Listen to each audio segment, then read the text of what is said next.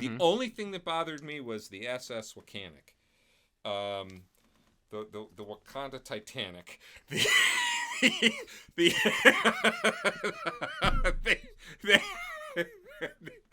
they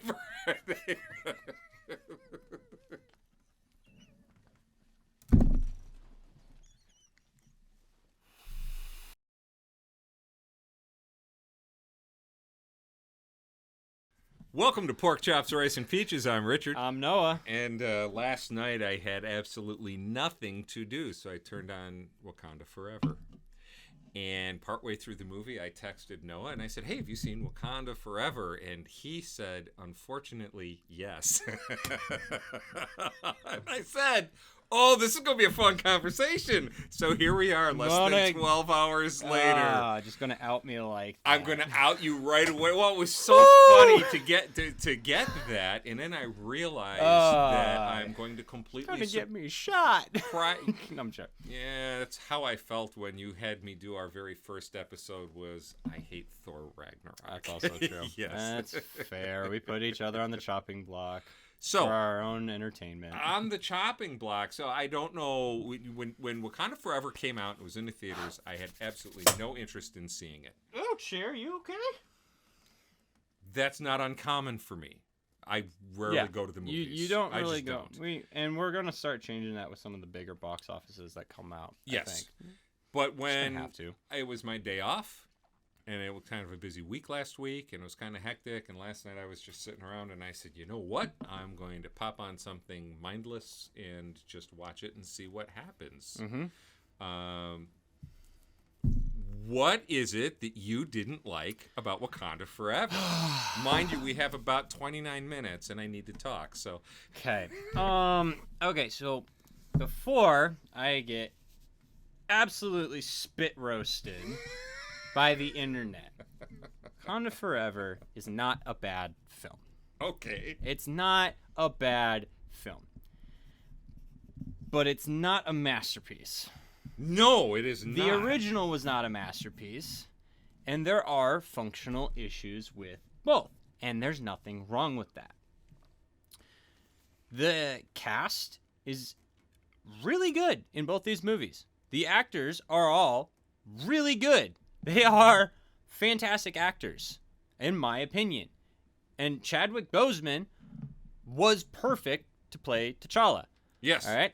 I think Michael B. Jordan is a competent actor, and I think they did a disservice by killing him off in the first movie. Not that they could have predicted what was going to happen to Chadwick Boseman. May he rest in peace. But, they missed an opportunity by killing him off.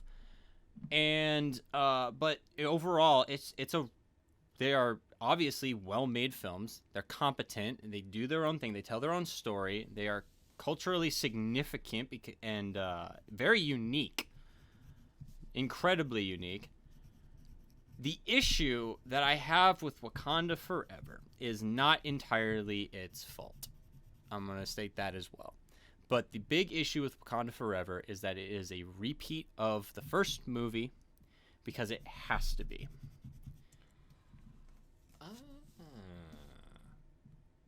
Okay, I know. Let me explain this. I know exactly. You know exactly where I'm going with this. Yeah. But, and I think some people have too. But it is a repeat of the first movie because it has to be.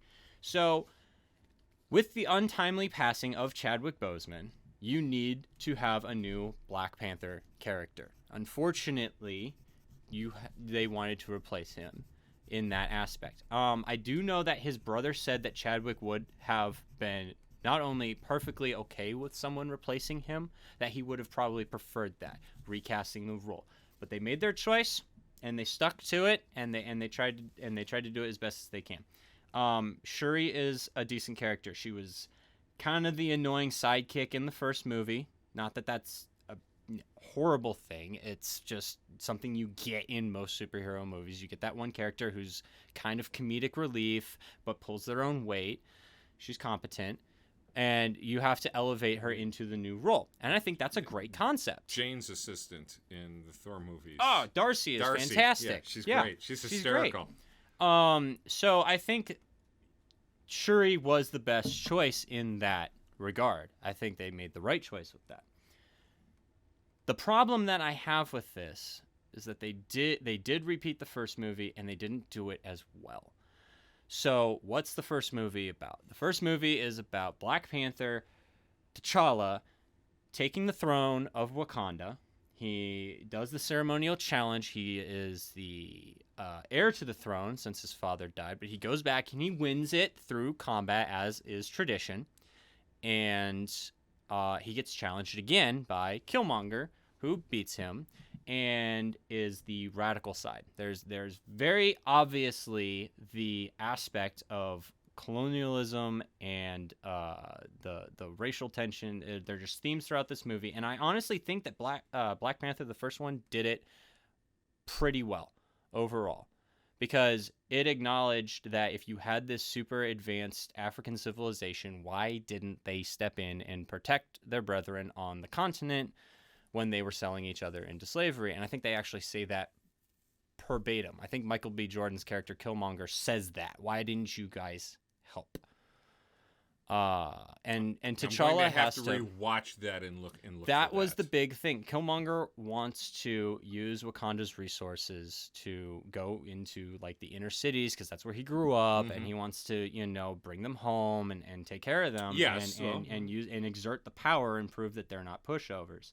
And T'Challa and his family are like, well, T'Challa is realizing that his family were isolationists. They refused to help. They refused to even better the other. He's like, we have the capacity to be better. We have this technology. We could help the whole world. Right. We could help all of them, and not just our people, and we should. So that's what they try to start doing. This is the same story. You have instead of a threat from within, a threat from someone who is Wakandan, you have a threat from another civilization that rivals Wakanda. You have the Atlanteans, who are South American, because that's the Mexican Peninsula. That would be Central America. Central America, which is I guess the only other group that hasn't been represented in either a villain or hero role in the MCU at this point. Might I make that observation? We've had white good guys and bad guys. We've had Asian good guys and bad guys. We've had African good guys and bad guys. I think the only two demographics we're missing are we even have the Middle Eastern, because we had Miss Marvel, and that also included Indian. So I think Egyptian. Moon Knight went right into the... So, I think South American and Central American were the only demographics that hadn't been represented in a hero or villain role in this. So, I guess we've gone worldwide. Have we checked all the boxes? And that's one of my highlights of the film is the Atlanteans. But you have this threat where you have the Atlanteans, who have a very... I can't even do it. Don't. I will get too much hate if I... Just think Abu. Yeah.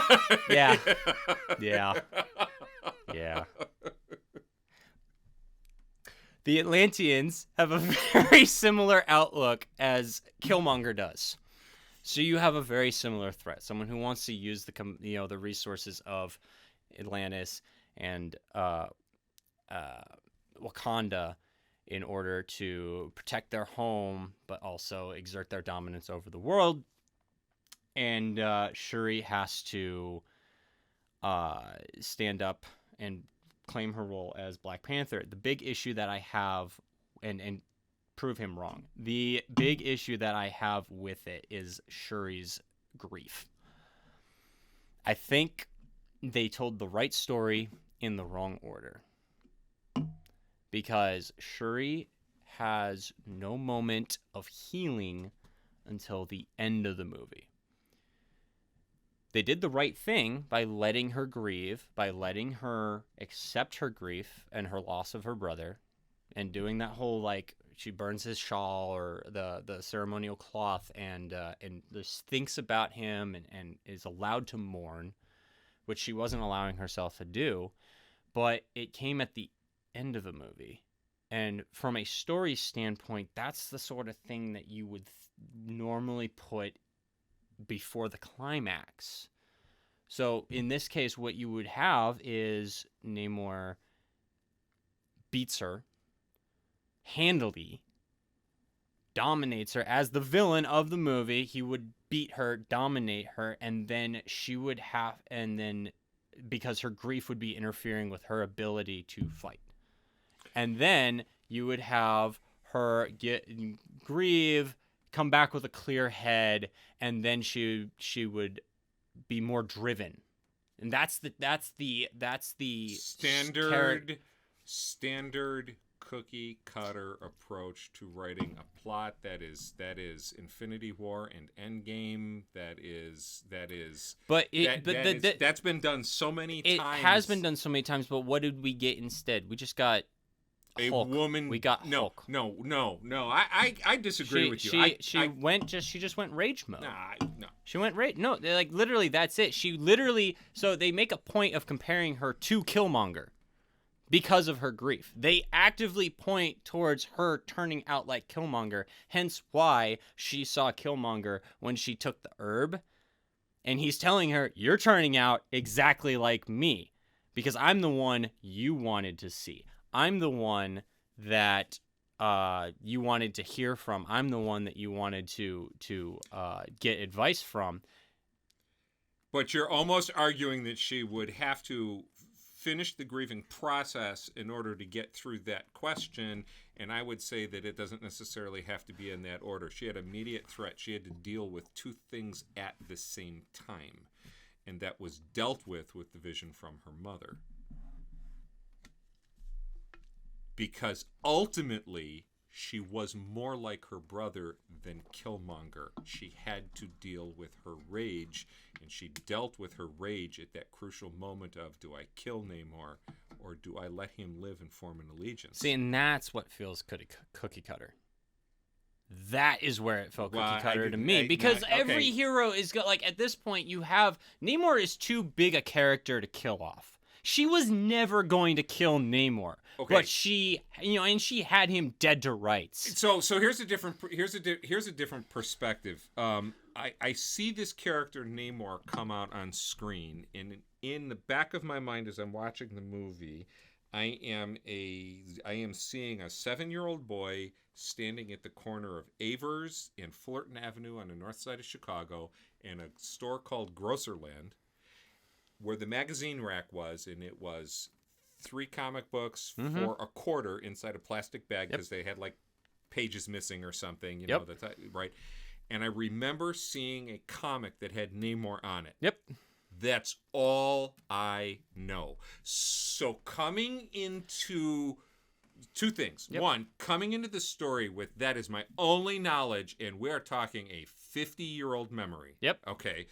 Namor is fresh. The culture is fresh. The whole idea of going to the Yucatan Peninsula and bringing a culture and having this little twist on it and the whole bit, great. They didn't do super injustice to the Spanish because we know the history of Spain moving into Central America. Yeah. All right. So all of that was cool. I liked a little bit with the Spanish monk calling him the devil, you know, and from a monk's perspective, it would be the dude floats. Yep. He flies. But all of that was fresh for me. Whether or not they killed him off at the end was more important to the development of her character. If she killed him, she would have become Killmonger. If she didn't kill him, she would become her brother. Metaphorically speaking, yes, right, and I get that. So, but the movies have a long history of killing off the wrong people too soon. Yeah, so they could have killed off Namor with no problem. No. And the next movie, the villain would be Namor's son, Prince Namor Jr., and you move on. Well, funny you should say that because this movie literally ends with T'Challa Jr. Well, okay. And that helps her get over her grief knowing that her brother's legacy lives on, which I think that's a good message. And I think honestly they handled Chadwick Boseman passing with a lot of class. Except for one area. What is it? Go for it. Go for it. How well do you know me? How well do you know me? They start the movie. Mm-hmm. They establish what's going on. And then you get the Marvel sequence, and Chadwick Boseman is the focus in all the pictures.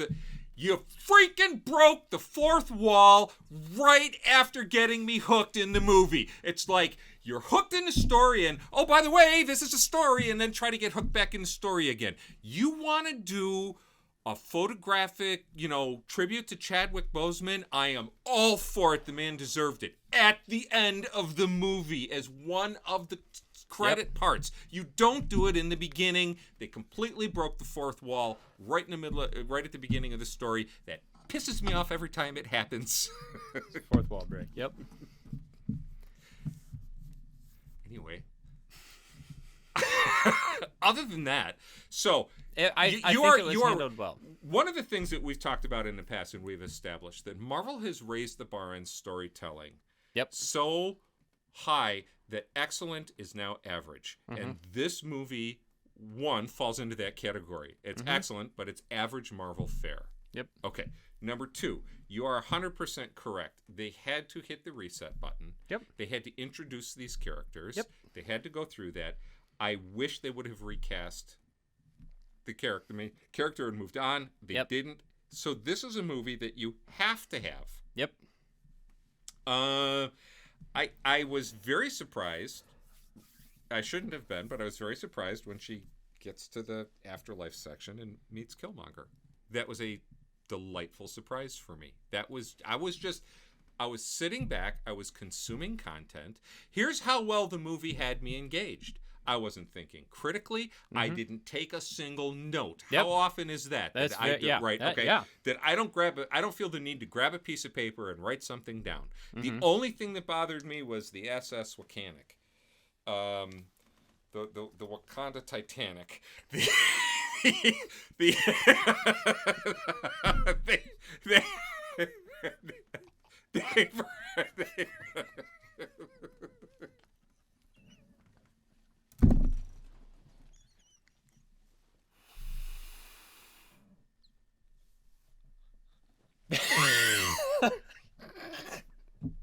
I didn't know that one was going to work that well with you. So suddenly, you've never seen the enormous submarine luxury liner ship that the Wakandas have. They pull it out right when they need it to battle the underwater people. The underwater people who have been wiping everybody out, and you see this ship go out to sea, and it gets rocked by all the bad guys, and they put the water bombs underneath it, and they do all of that damage, and you see the ship starting to list, and I'm thinking, this bad boy is going to the bottom of the ocean. And it should have. And I was like, this is the Wakanda Titanic. It's the SS Wakanda. So, for as into it as we got with the storyline, right? I think we're just going to agree to disagree on that one. But you know what? That wasn't even like my biggest gripe with this movie. Because overall, again, I mostly enjoyed this movie. I think the story could have been a little bit better, a little tweaked, whatever. You know what actually had me like going WTF the whole movie? Is this Ironheart character. The college girl. Oh. Who okay, let me see. Let me go. Because you have a genius college student. Okay, typical. You get that a lot in Marvel. Okay. Peter Parker. Tony Stark. Right. Mr. Fantastic. The difference is Tony Stark, born into a family of geniuses with robotics, has a bunch of college equivalent degrees, has been working with electronics his whole life, and has the funding to make all these insane, crazy inventions. Yes. Reed Richards, you got a grant out of college to go set up the Baxter Foundation. Peter Parker in the MCU starts as Tony's ward and is now making things from scratch at the end of No Way Home. Because he no longer has access to that. Spoiler. He's back down to I'm gonna have to watch that. Yeah, you will. So you're telling me that this college kid who is smart, that's not the issue that I have with it, is building the equivalent of an Iron Man suit in a car shop. Okay. My question on that was, what is the fuel source? Exactly. She's got Stark tech. Yeah. But she doesn't have Stark fueling source. I didn't see an arc reactor until she had the second version that had the Wakandan setup. And so I know you need to set up that. I know you need to set up that character because they're going to do an Armor Wars, and you want to introduce you're going to have Rhodey and her. That's fine. Marvel does this all the time. They introduce new characters. That's fine. But they don't explain that one. They did not. They did not explain that one. They did not explain that one. And they hope that most people won't notice. Yeah. And that's what they hope is that. Because honestly, not a bad character. Okay. She's a little goofy. Her reaction was a little goofy. Okay. I get it, but the character wasn't bad. I'm just questioning how she had this Iron Man suit with all that fuel source. She was able to. Tony, when he made it in the cave and he had access to his interballistic missiles, could only fly 500 feet in the air before crashing like a comet. And meanwhile, she's zipping through L.A. There's Boston. Boston, sorry. There's a website dedicated to zipping, my... zipping through. Okay, so... I'm done. You know what? One of the Dominique Thorne was the actress's name. She did a great job. I actually am looking forward to seeing more of the character. I legitimately tell you what I had the same reaction to this movie that I had watching Luke Cage.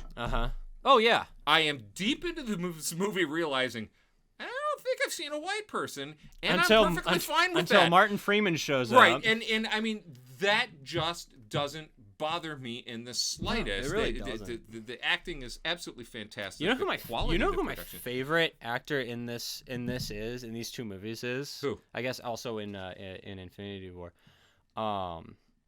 Is Winston Duke playing M'Baku. Oh, we got to talk about him. He's fantastic. We got to talk about him. We got time. So who made the comment to Suri after her mother died? You have to deal with your grief. You cannot run and hide inside your technology. Right? Yeah. Where you and I differ in the course of this movie, one of the ways we differ, that was an absolutely fantastic, astute observation for character development in making her confront one of her character defects, which is she hides in her tech. I agree. So she doesn't have to deal with her emotions. I agree. And I don't see where that falls into this bad area because the character development was fantastic. How did she solve the issue at hand? She dove into her technology. Well, she kind of had to. I know she had to, but you set up a two-tiered thing that's happening, and they answered it at the end. They didn't leave it hanging. If they had never showed her finishing off her grief, then your complaint would be 100%. But she was dealing with the two at the same time because she had to, which is what a good ruler does. Now, good ruler question. We know from the first movie. Why does M'Baku at the end step off the ship into the challenge ring where she is supposed to be and say, I want to challenge?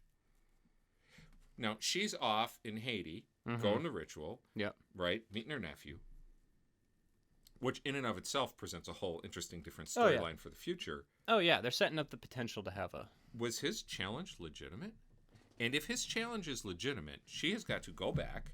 She has got to take whatever secret potion to lose her powers. You think she has a chance in hell of beating him? That girl is a waif. That girl is an absolute waif. She's skinnier than your brother. Yeah. Dude, I mean, a mop handle has more curves. This is not a criticism of her. I mean, she's just a skinny person. She is a very slight frame. And this man is huge. He's going to break her and be the next Black Panther. So what was the whole bit about that challenge? And what? She knows this is just coming, to make and it she just legitimate. Runs off. They have traditions, so I don't know. If the next movie doesn't open with that fight, you know what the fun thing is that actually I think this might be just a cartoon thing, but it was also I think there was a comic thing. Is that the Black Panther is just that family is just T'Challa's family. they are they are the Panther tribe. So Right. their ruler is the Black Panther, and they've been leading Wakanda for generations. But M'Baku leads the ape tribe. Don't go there. Don't go there. Gorillas and but I'm not even joking. There's a M'Baku's character. Understand, please. Yep. The potential for one-liners here is brutal. Yeah. And I am not going to take a single one of them. I'm gonna make sure I got this and completely right. Jabari tribe, and that's the.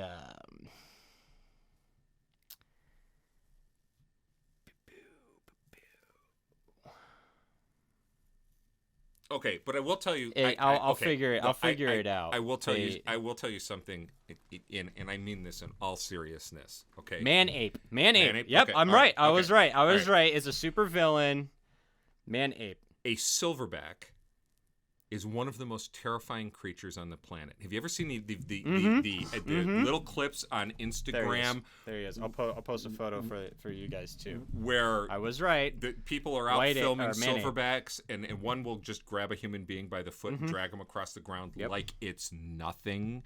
You go to the zoo in Topeka, and they have a car tire on the wall that has been twisted inside out and wrapped around by an adult male orangutan. How powerful are these creatures?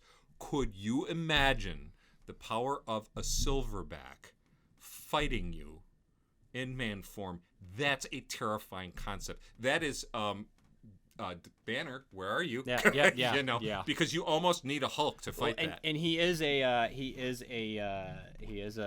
he's usually an adversary in the comics, as I remembered it correctly. I did remember it correctly. Right. I was trying to remember his exact name. He's based right. off the man-ape character whose name is M'Baku in the comics. Okay. And he wears white gorilla fur. Okay. And in the movie, he's wearing gorilla fur, and I think it was like a specific tribe. See, and I thought you know where I was going in my mind? Yeah. I thought he was part of the winter snow.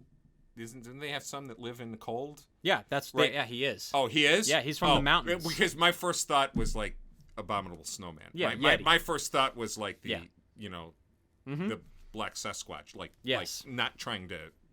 No. Not trying to be rude here. Yeah. I mean, but you see the problem with that character. It's like that's I'm really glad they're not using that name in the movie. I would like to. He is a great character. He is a fantastic character. I think he's my favorite in the film. He's just got a great sense of humor. Gloss over that.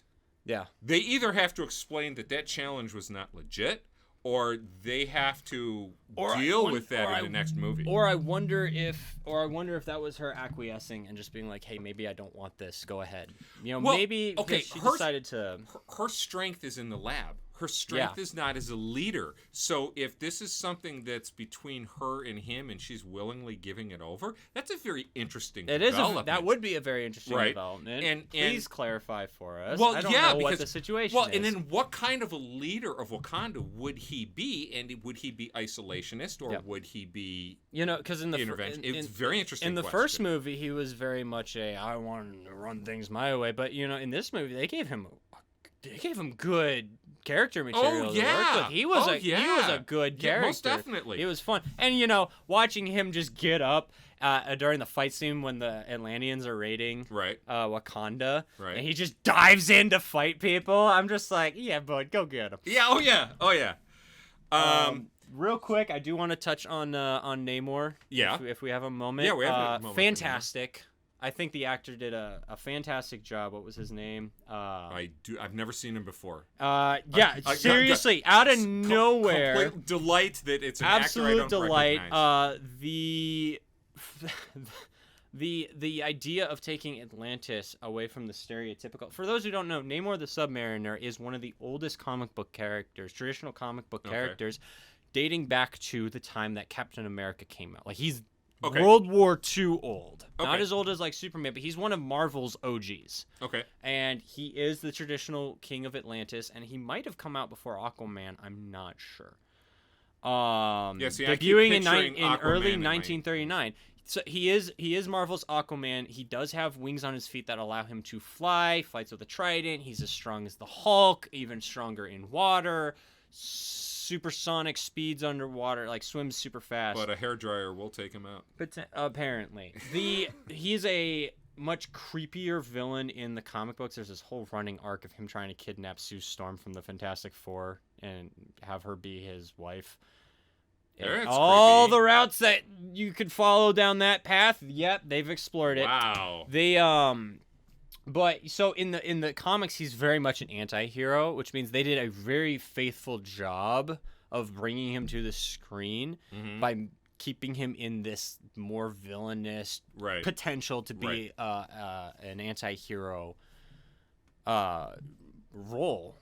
And he is a leader, and he is super powerful, and I think it was a good fit. And honestly, just to diversify and make Atlantis more unique, I think the Central American theme of it was really cool. I think it was unique. I thought it was. Yeah, I think it was great. I enjoyed it. I enjoyed it. You know, he's wearing jade, and he's got you know piercing through the nut, and he's doing traditional dress like that.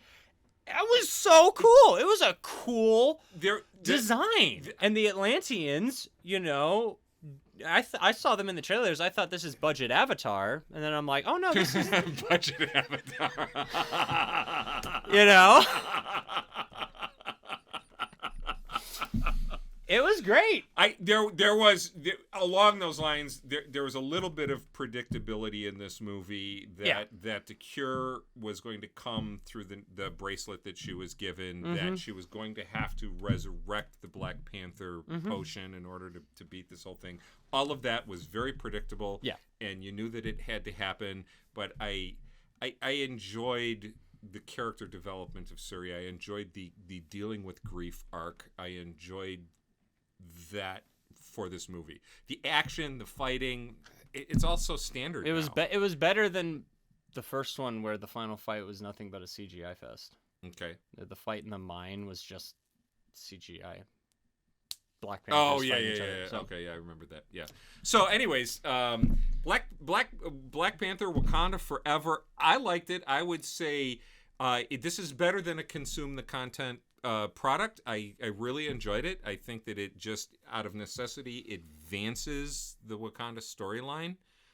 Is there a bit of a reset? Yeah, but there had to be. It's unfortunate. You know? I think this movie did the best it could with the situation that it was in. Again, there was things I said it at the beginning. I think they did the right story. I just think they did it out of order. Okay. A little bit. Right. So if that's my biggest complaint with this story is that they told it right. Mm-hmm. You know, they hit all the right beats, you know, and I just don't like the order in which they put it in. Then that tells you how good the movie is, because that's about my biggest complaint besides. Yeah. I think I got 100 hits on Snapchat because I fly my makeshift Iron Man suit. I'm not going to get over that. I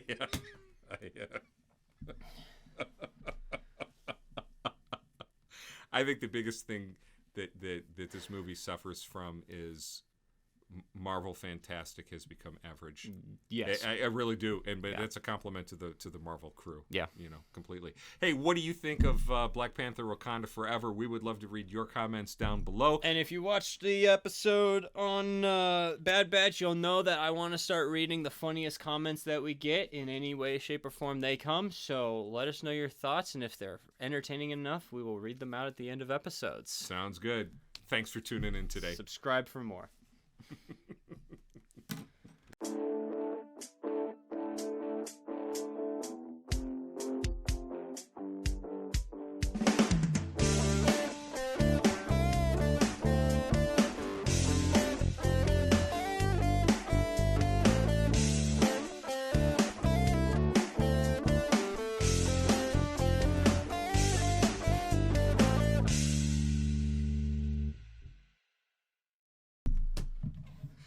I think you need to pull the Wakanic as one of your leads. It's going to be in this episode. Yeah, because you just you didn't see that coming. No, I didn't because I was like, wait, the what?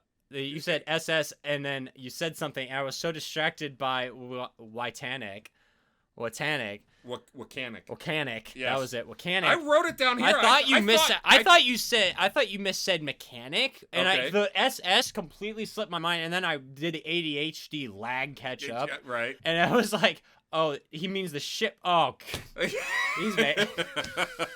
So that was great.